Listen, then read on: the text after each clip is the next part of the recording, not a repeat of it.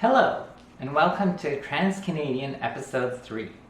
I'm Diane, and I've mentioned before that I am a South African Newfie Jewish atheist transgender YouTuber. I did get some negative feedback about that. All I can say is, back off, haters. What the hell have you got against South Africans? In this episode, I'm going to discuss why large IT projects invariably end up as fiascos. That's right, no trans content this week. There's more to trans people than just being trans. I mean, some people are kind of assholes, but there's more to assholes than just assholes. One or two notable exceptions aside. Anyway, this week I'd like to point out why this corporation is just like this woman. It's because IBM was paid $185 million to deliver this turd, the Phoenix Pay System. The woman in the picture was a midwife who in 1946 was paid $65 to deliver this turd.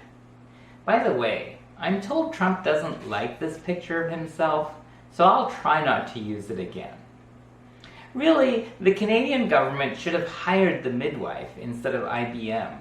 They'd have gotten far more bang for their buck because she did more damage for $65 than IBM could for $185 million, though it's close.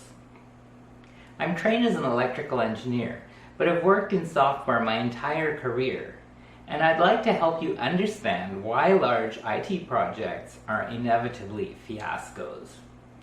First of all, computers are insanely complex. Take a look at this little LED display. It cost me around $12 and has 128 by 64 pixels, each of which can be on or off. That's 8,192 pixels in total, which can be stored in 1 kilobyte of memory. So how many ways can this display be lit? Since each pixel can be on or off, there are two possibilities for each pixel, or 2 to the power of 8,192 in total. Now that's a very large number indeed. It's just about 10 to the 2,466. The number of atoms in the universe is estimated at around 10 to the 80, which is a very much smaller number. Here's how much smaller. Suppose you took each atom in the universe and expanded it to an entire universe so that you had 10 to the 80 universes. That would give you 10 to the 160 atoms.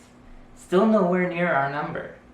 Take each atom in that universe of universes and make it its own universe with as many atoms as our universe has. Now we're up to 10 to the 240. In fact, you would have to do this atom to universe magic about 30 times over to reach our very large number.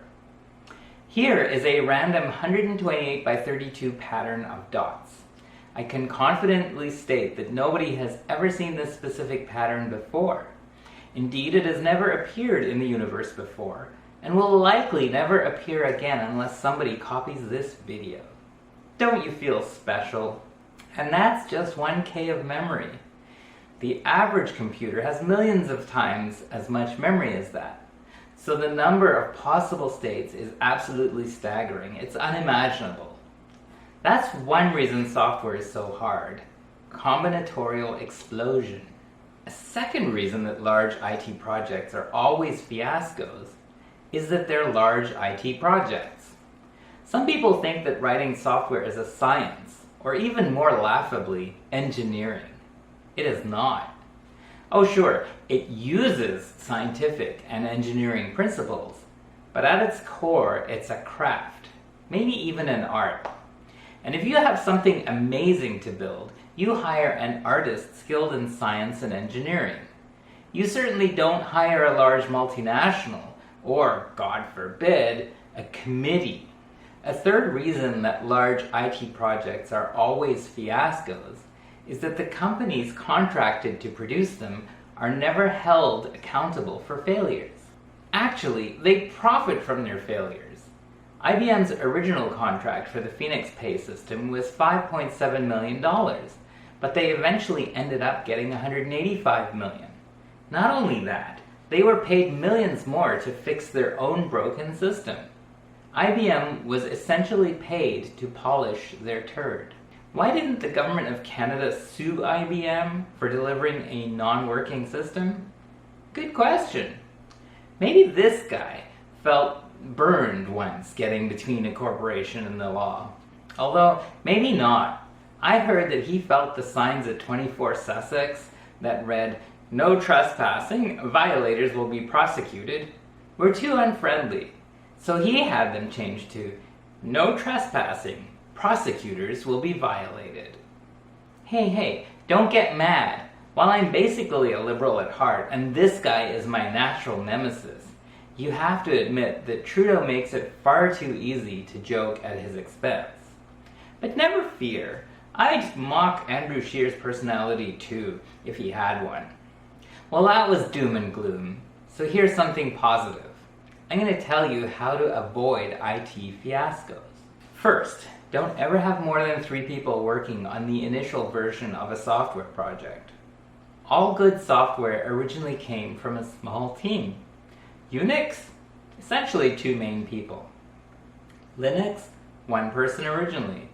Perl, Tcl, Java, JavaScript, Python, all originally 1-person projects.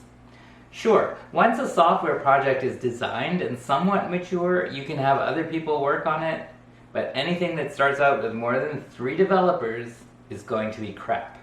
Wait, I hear you say, Microsoft Windows had many developers. Well, as my improv friends say, yes, and second, if you have a working system, don't try to replace it wholesale. You'll fall victim to the famous second system syndrome and end up with a highly polished, over-engineered turd. Fix it incrementally instead. Third, if you contract out work, make the contracted company accountable. Make sure that if they don't deliver a working system, they don't get paid. Yes, I know that sounds like common sense, but so does not being a total asshole on camera, and look how far that got us. Finally, don't ever hire her.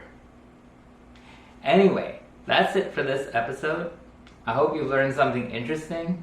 If not, I'll leave you with this one last image. Be sure to like and subscribe, and I'll see you next time.